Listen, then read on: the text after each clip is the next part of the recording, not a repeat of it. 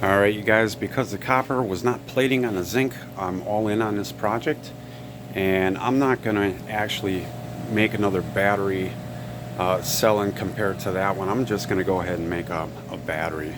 And what I'll do is I'll make a 6-volt battery and compare it to my Trojans.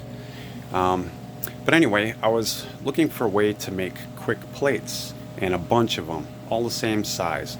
I don't want to use the cookie sheet method, because poor knows they're just going to come out different every single time. Not to mention you have to keep them level. So I came up with this.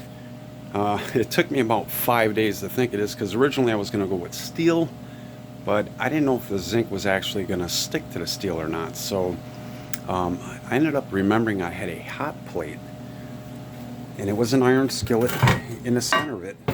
And what I did, here's what it looks like. You can actually buy these things. And they're about 30 bucks. You can get them on eBay, maybe by Lodge or whatever. But I cut it in half, of course, as you see. And this thing actually has a 3/16 lip on it. So that's how big my plates are going to be. And also, I'm thinking I could pour copper with this. You know, if the zinc works out good. And instead of using this sheet, I actually got this from the Gutter Company. It's gutter stock. It's like 32 thousandths thick, so it's really thin. So I don't really want to use these. Not to mention, every foot costs 15 bucks, and you can make 4 plates out of 1 foot. When I make this battery, what I'm going to do is I'm going to use a case like this, actually a bigger one. I'm going to cut these inserts out every other one. So each battery will be it'll contain 3 cells, so it'll be basically a 3-volt battery. And it's going to take probably, I think it's a total of 28 plates. So it'd be about, say, 14 of the zinc, 14 of the copper. It'd be nice to have them all the same size. We'll get into that a little bit later.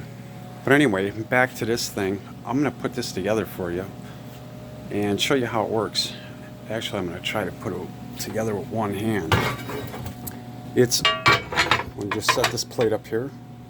It's a pretty simple design. Everything's on like a wedge system. So you just lock them down, one in the back.